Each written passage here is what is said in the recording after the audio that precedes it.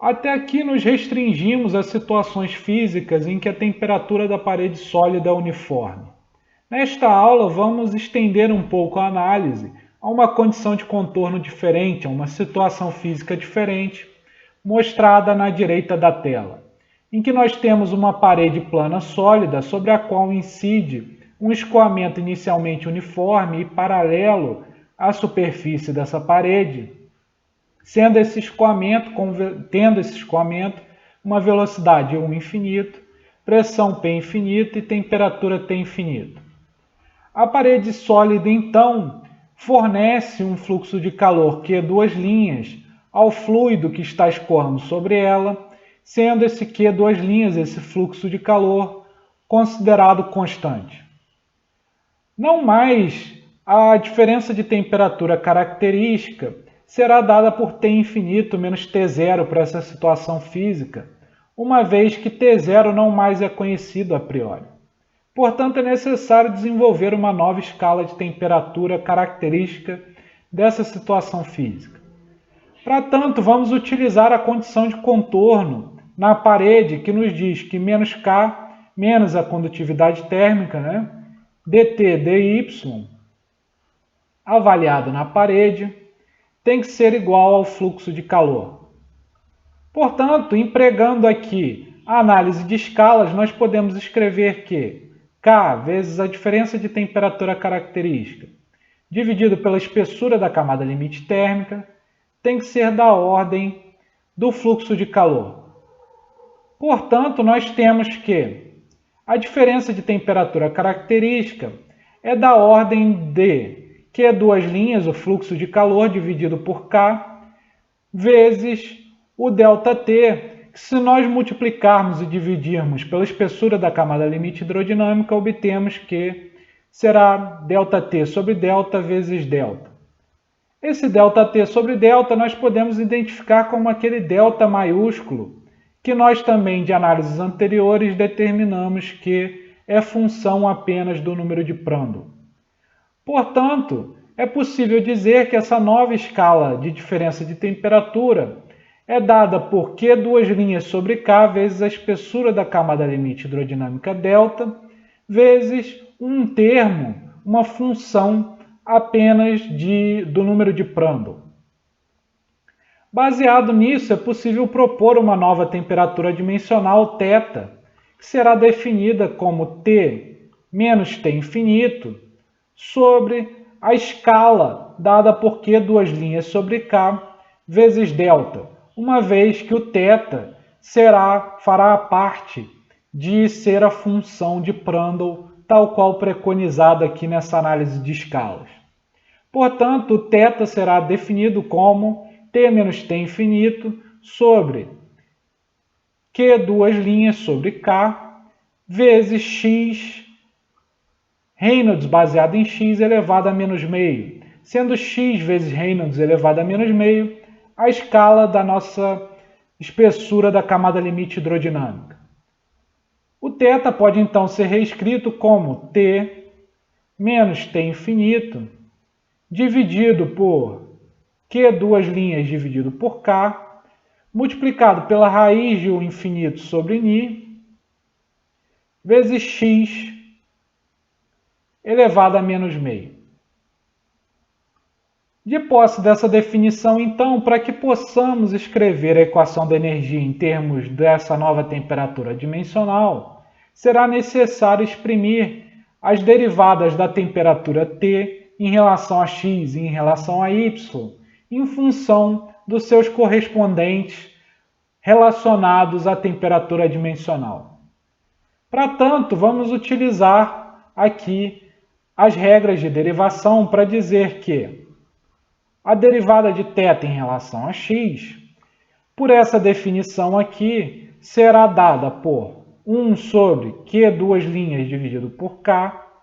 multiplicado pela raiz de U infinito sobre Ni, vezes x elevado a menos meio, vezes a derivada da temperatura T em relação a x, menos 1 sobre 2x, vezes T menos T infinito, dividido por Q, duas linhas, sobre K, vezes a raiz de 1 infinito sobre Ni, x elevado a menos meio. Nós podemos reconhecer esse termo aqui, destacado agora, como sendo o próprio θ. Dessa forma, rearranjando essa expressão aqui, nós obtemos que a derivada da temperatura T em relação a x tem que ser igual a Q, duas linhas, sobre K, vezes a raiz de Ni sobre 1 infinito, x elevado a meio, vezes a derivada de θ em relação a x, somado com θ sobre 2x. Fazendo agora o mesmo com a derivada em relação a y, ou seja, a derivada de θ em relação a y terá que ser igual a 1 sobre Q, duas linhas, dividido por K, vezes a raiz de 1 infinito sobre Ni, vezes x elevado a menos meio, vezes a derivada da temperatura em relação a y. O que, rearranjando, nos diz que a derivada da temperatura T em relação a y tem que ser igual a Q, duas linhas, dividido por K, vezes a raiz de Ni sobre 1 infinito, vezes x elevado a meio, vezes a derivada de θ em relação a y. A partir das relações que acabamos de obter, estamos em posição de reescrever a equação da energia em termos da temperatura dimensional θ. Tendo então como ponto de partida a equação da energia em termos da temperatura T, nós podemos escrever que Uzinho vezes a derivada de T em relação a x, que nada mais é do que essa expressão aqui destacada, ou seja, Q, duas linhas, dividido por K, vezes a raiz de Ni sobre 1 infinito, vezes x elevado a meio, multiplicado pela derivada de θ em relação a x, somado com θ sobre 2x, somado com v vezes a derivada de t em relação a y, sendo a derivada de t em relação a y dada por essa expressão em termos de θ, ou seja, mais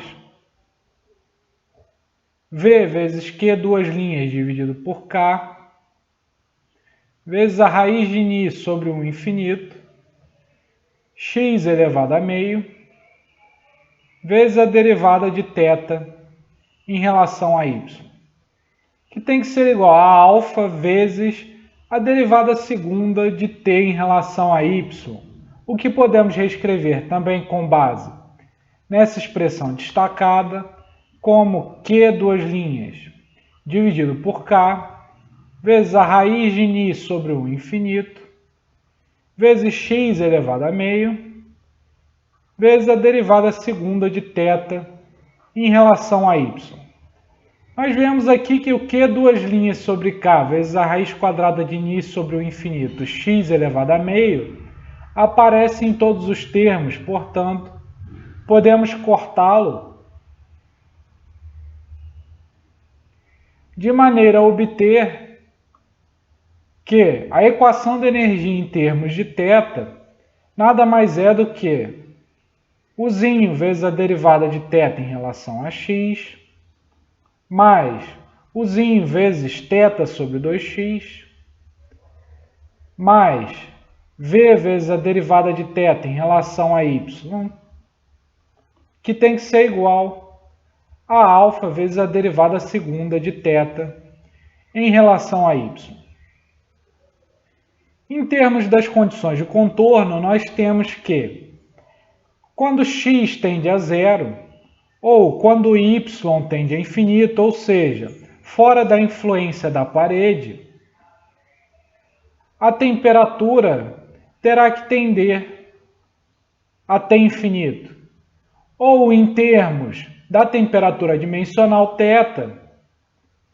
θ quando x tender a zero ou y tender a infinito,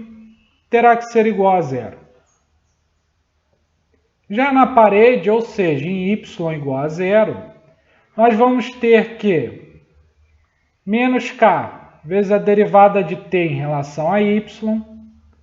avaliado na parede, tem que ser igual ao fluxo de calor. Ou seja, empregando essa relação aqui para a derivada de t em relação a y, em termos de θ, em termos da temperatura dimensional, será menos k vezes q duas linhas sobre k, vezes a raiz de ni sobre o infinito, vezes x elevado a meio, vezes a derivada de θ em relação a y, avaliada na parede, em y igual a zero, que é igual ao fluxo de calor Q duas linhas. Cortando o K e o Q duas linhas, nós obtemos então que a derivada de θ em relação a y, avaliada na parede, terá que ser igual a raiz quadrada de 1 infinito sobre ni, vezes x elevado a menos meio. Usando então aquelas mesmas definições de novas coordenadas xi e eta, e utilizando as relações para as derivadas mostradas aqui no topo da tela, e também usando a expressão da componente horizontal do vetor velocidade como sendo igual a 1 infinito vezes f' de eta, e também a expressão adequada para a componente vertical do vetor velocidade, e reconhecendo que para que exista soluções similares, o θ tem que ser função apenas de eta dessa coordenada na direção vertical modificada, dessa nova coordenada na direção vertical, nós podemos reescrever aquela equação da energia em termos de θ ao associar o φ com o θ. Nós podemos então escrever que o uzinho, que nada mais é do que o infinito, f' de eta, vezes a derivada de θ em relação a x, já reconhecendo que o θ não depende de xi, portanto, a derivada de θ em relação a x será simplesmente menos eta dividido por 2, vezes xi elevado a menos 1, vezes a derivada de θ em relação a eta, somado com o uzinho, que nada mais vai ser do que o infinito f', vezes o θ, vezes o θ dividido por 2x, né? Vezes o θ de eta, somado com v, que nada mais é do que raiz de ni, 1 infinito, sobre 2, vezes xi elevado a menos meio, vezes eta, f' de eta, menos f de eta, multiplicado pela derivada de θ em relação a y, ou seja, multiplicado por raiz de 1 infinito sobre ni, xi elevado a menos meio, vezes a derivada de θ em relação a eta, tem que ser igual a alfa, vezes a derivada segunda de θ em relação a y, que pode ser reescrito no novo sistema de coordenadas como 1 infinito sobre ni, xi elevado a menos 1, vezes a derivada segunda de θ em relação a eta. Nós podemos aqui novamente reconhecer esse termo, esse primeiro termo, como sendo igual àquele que vamos obter com a multiplicação distributiva dos termos ao redor desse termo aqui, do eta f' de eta. Portanto, podemos cortar, uma vez que esse primeiro termo tem um sinal negativo na frente, e nós podemos então obter daqui que o infinito vezes π elevado a menos 1 dividido por 2, f' de eta vezes θ de eta. Aqui também vai ser o raiz de ni, corta com raiz de ni. O π elevado a menos meio vezes π elevado a menos meio vira π elevado a menos 1. E o raiz de 1 infinito vezes raiz de 1 infinito vira 1 infinito. Portanto, nós chegamos aqui também a menos o infinito π elevado a menos 1 dividido por 2, só que dessa vez vezes f de eta vezes a derivada de θ em relação a eta, que é o θ' de eta, que tem que ser igual a alfa sobre ni, nós podemos reconhecer como 1 sobre Prandtl, ou seja, 1 sobre Prandtl, vezes o infinito π elevado a menos 1, vezes a derivada segunda de θ, que é θ duas linhas de eta. O infinito π elevado a menos 1 pode ser cortado em todos os termos. E dessa forma nós obtemos que θ duas linhas de eta somado com Prandtl dividido por 2, tudo isso vezes o f de eta, θ' de eta, menos f' de eta, θ de eta, que vai ter que ser igual a zero. Já a condição de contorno, nós vamos ter que aquela condição de contorno na parede nos diz que a derivada de θ em relação a y, e y é igual a zero, que nesse novo sistema de coordenadas será raiz de 1 infinito sobre ni, vezes π elevado a menos meio, vezes a derivada de θ em relação a eta avaliado em eta igual a zero, ou seja, θ' de zero, que nós já vimos anteriormente que tem que ser igual a menos a raiz de 1 infinito sobre ni, vezes x elevado a menos meio, que no novo sistema de coordenadas é simplesmente π elevado a menos meio. Portanto, cortando raiz de 1 infinito sobre ni vezes π elevado a menos meio dos dois lados, nós obtemos que θ' de zero tem que ser igual a menos 1,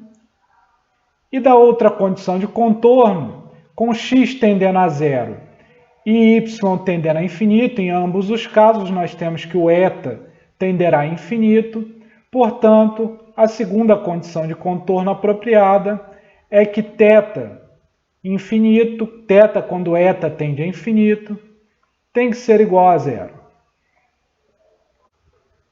Para um número de Prandtl qualquer, aquela equação diferencial ordinária de segunda ordem que acabamos de obter deverá ser resolvida numericamente. No entanto, em alguns casos especiais é possível que soluções analíticas sejam obtidas. Um desses casos é o caso em que o número de Prandtl for muito maior do que 1, o que nós associamos com líquidos, sobretudo com óleos. Nós já analisamos esse caso especial no contexto da condição de contorno de temperatura uniforme e vimos que, dentro da camada limite térmica, para esse caso de Prandtl muito maior do que 1, podemos aproximar a função f de eta, que advém lá da solução de Blasius, como sendo aproximadamente igual a f duas linhas de zero vezes eta elevado ao quadrado dividido por 2.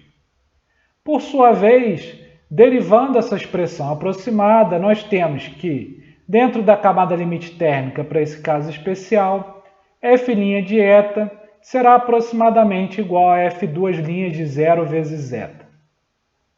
Substituindo então essas expressões aproximadas na equação diferencial ordinária de segunda ordem, nós obtemos que θ duas linhas de eta somado com f duas linhas de zero dividido por 4 vezes o número de Prandtl vezes eta elevado ao quadrado vezes o θ' de eta, menos f duas linhas de zero, dividido por 2, vezes Prandtl, vezes eta, vezes o θ de eta, tem que ser igual a zero. Por sua vez, as condições de contorno permanecem inalteradas, dizendo que θ' de zero tem que ser igual a menos 1, enquanto θ, quando eta tende a infinito, ou seja, θ de infinito, tem que ser igual a zero. A solução para essa equação diferencial ordinária mostrada aqui pode ser obtida com séries de potência, ou nós podemos recorrer ao handbook de funções matemáticas escrito por Abramovitz e Stegman, em que está catalogada a função hipergeométrica de Camer. Também é presente lá naquele handbook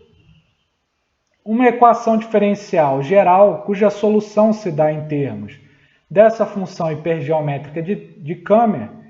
Essa equação diferencial que pode ser associada à nossa equação diferencial e, portanto, a solução daquela equação diferencial catalogada pode também ser expressa para a nossa equação diferencial ordinária de segunda ordem, o que resulta em θ de eta ser igual a beta, uma constante, vezes 1f1, que é a notação para essa função hipergeométrica de Camer, que no livro aparece como M maiúsculo. Então, beta vezes 1f1 de menos 2/3 de 2/3 menos f duas linhas de zero dividido por 12 vezes Prandtl vezes eta elevado ao cubo. Repare que essa função hipergeométrica de Camer tem 3 argumentos, somado com gama, outra constante, vezes eta, vezes a função hipergeométrica de Camer, 1f1, só que agora de menos 1/3, 4/3. E o terceiro argumento é o mesmo, ou seja, f duas linhas de zero, dividido por 12, vezes Prandtl, vezes eta elevado ao cubo. Aplicando agora as condições de contorno, começando por θ' de zero igual a menos 1, de maneira a conseguir obter essas constantes beta e gama. Θ', quando eta é igual a zero, vocês podem reparar que, vamos começar pelo primeiro termo, ele será beta vezes a derivada da função hipergeométrica de Camer, que nada mais vai ser do que a derivada da função hipergeométrica de Camer em relação ao terceiro argumento, vezes a derivada do terceiro argumento, que vai ser proporcional a eta elevado ao quadrado, que, quando eta for igual a zero, nada mais vai ser do que zero. Então, o primeiro termo, a derivada do primeiro termo avaliada em zero, será igual a zero. Somada com gama, aqui a regra do produto será aplicada nesse segundo termo, que vai nos levar a eta vezes a função hipergeométrica de Camer, avaliada, seu terceiro argumento avaliado quando eta é igual a zero, sendo que vai levar o terceiro argumento a ser zero, e vocês podem conferir lá no handbook do Abramovitz e da Stegman que a função hipergeométrica, quando o terceiro argumento é nulo, ela será igual a 1, portanto, será esse primeiro termo da derivada do produto, será gama vezes 1. Já o segundo termo associado com a derivada do produto será gama vezes eta, só que eta é zero, portanto, será gama vezes zero. Ou seja, chegamos à conclusão aqui de que θ' de zero, para essa função aqui obtida como solução da nossa equação diferencial ordinária de segunda ordem, com a aproximação de f para Prandtl muito maior do que 1, terá que ser igual a gama, que nós temos pela condição de contorno, que é igual a menos 1. Portanto, nós encontramos a primeira constante, que vai nos dizer que θ de eta será beta da função hipergeométrica de Câmara menos 2/3 menos f2 linhas de zero dividido por 12, vezes o número de Prandtl, vezes eta elevado ao cubo, menos eta vezes a função hipergeométrica de Câmara, de menos 1/3, 4/3, menos f2 linhas de zero, dividido por 12, vezes o número de Prandtl, vezes eta elevado ao cubo. De maneira a conseguir aplicar a condição de contorno quando eta tende a infinito, é necessário recorrer ao comportamento assintótico da função hipergeométrica de Câmara, o que faremos então consultando o handbook de funções matemáticas que mencionamos anteriormente. Consultando então aquele catálogo, nós descobrimos que quando o terceiro argumento da função hipergeométrica de Câmara, que aqui está sendo chamado de z, tende a menos infinito, que, lembrando, é o caso aqui em que quando eta tende a infinito, o terceiro argumento tende a menos infinito. Quando isso acontece, nós temos que a função hipergeométrica de Câmara tende a função gama, aquela função gama que vimos na aula passada, função gama do segundo argumento, o segundo argumento b, dividido pela função gama do segundo argumento menos o primeiro argumento a, vezes menos z elevado a menos a, sendo a o primeiro argumento da função hipergeométrica de Câmara. Aplicando então aquelas duas funções que aparecem no nosso θ de eta, nós temos que, para a primeira função, quando eta tende a infinito, aquela função hipergeométrica de Câmara de menos 2/3, menos f2 linhas de zero sobre 12 vezes Prandtl, vezes eta ao cubo, pode ser escrita como gama do segundo argumento, que é 2/3, dividido por gama do segundo argumento menos o primeiro argumento, que é gama de 4/3, vezes menos z, que nada mais é do que f2 linhas de zero, dividido por 12, vezes Prandtl, vezes eta elevado ao cubo, elevado a menos a, que nada mais é do que 2/3. Portanto, nós temos que essa primeira função ela vai tender a ser gama de 2/3 dividido por gama de 4/3 vezes, nós podemos tirar o eta aqui desse colchetes e obter que vezes f2 linhas de zero dividido por 12 vezes Prandtl elevado a 2/3 vezes eta elevado ao quadrado. Já aquela segunda função hipergeométrica de Câmara, que está multiplicada pelo eta, nós temos que ela vai tender a ser eta vezes o gama do segundo argumento, que nesse caso aqui é 4/3, dividido pelo gama do segundo argumento menos o primeiro argumento, ou seja, gama de 5/3, multiplicado por menos z, que será f2 linhas de zero dividido por 12, vezes Prandtl, vezes eta elevado ao cubo, elevado a menos o primeiro argumento, ou seja, elevado a 1/3. O que vai nos dar o resultado? Se nós tirarmos esse eta ao cubo do colchete, vai nos levar ao resultado de gama 4/3 dividido por gama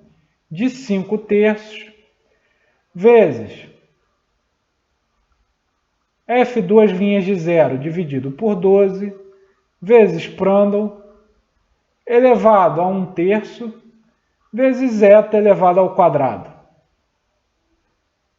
Substituindo então naquela condição de contorno, na segunda condição de contorno, que preconiza que θ, quando eta tende a infinito, que nós acabamos de ver que tende a ser beta vezes essa primeira expressão aqui, vezes gama de 2/3, dividido por gama de 4/3, vezes f duas linhas de zero dividido por 12, vezes Prandtl, elevado a 2/3, menos o gama de 4/3, dividido pelo gama de 5/3, vezes f duas linhas de zero dividido por 12, vezes Prandtl, elevado a 1/3. Tudo isso multiplicado por eta ao quadrado, só que eta tendendo a infinito, que vai ter que ser igual a zero. Cortando eta, então, nós descobrimos que o beta vai ter que ser igual, já rearranjando, né? A gama de 4/3 elevado ao quadrado, dividido por gama de 2/3, vezes gama de 5/3, tudo isso vezes f duas linhas de zero, dividido por 12, vezes Prandtl, elevado a menos 1/3. Não há nada de errado com essa expressão que obtivemos para o beta, apenas ela pode ser colocada em termos mais elegantes, utilizando as propriedades da função gama. A primeira delas é que gama de z mais 1 é igual a z vezes gama de z. Portanto, essa propriedade permite dizer que gama de 4/3, que é equivalente a gama de 1/3 mais 1, é igual a 1/3 de gama de 1/3. Além disso, gama de 5/3, a partir dessa propriedade,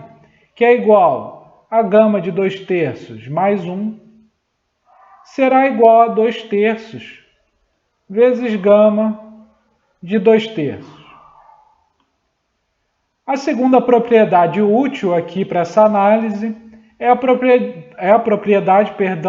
da reflexão de Euler, que nos diz que gama de 1 menos z vezes gama de z tem que ser igual a π dividido por seno de π vezes z. Se nós identificarmos z como sendo 1/3, nós obtemos, portanto, que gama de 2/3 vezes gama de 1/3 tem que ser igual a π dividido pelo seno de π dividido por 3. π dividido por 3 é 60, o seno de 60 é raiz de 3 sobre 2, ou seja, esse produto de funções gama terá que ser igual a 2π dividido pela raiz de 3. Ou seja, gama de 2/3 terá que ser igual a 2π dividido pela raiz de 3 vezes gama de 1/3 elevado a menos 1. Substituindo então essas conclusões naquela expressão que tínhamos para o beta, nós obtemos que o beta será igual a gama de 4/3 elevado ao quadrado, portanto, é gama de 1/3 sobre 9, já substituindo aquela expressão que havíamos obtido, gama de 1/3 ao quadrado, né? Dividido pelo gama de 2/3, que é 2π sobre raiz de 3, vezes gama de 1/3 elevado a menos 1, vezes gama de 5/3, que é 2/3,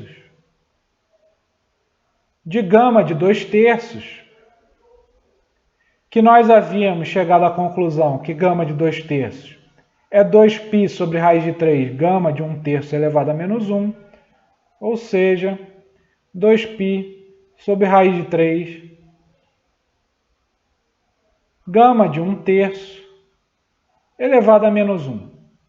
O raiz de 3 vezes raiz de 3 é 3, vezes 3 é 9, e corta com o 9 que está na parte superior. O que permite reescrever, multiplicando aqui F2 linhas de 0, né? Dividido por 12 vezes prando elevado a menos 1/3, que nos permite escrever que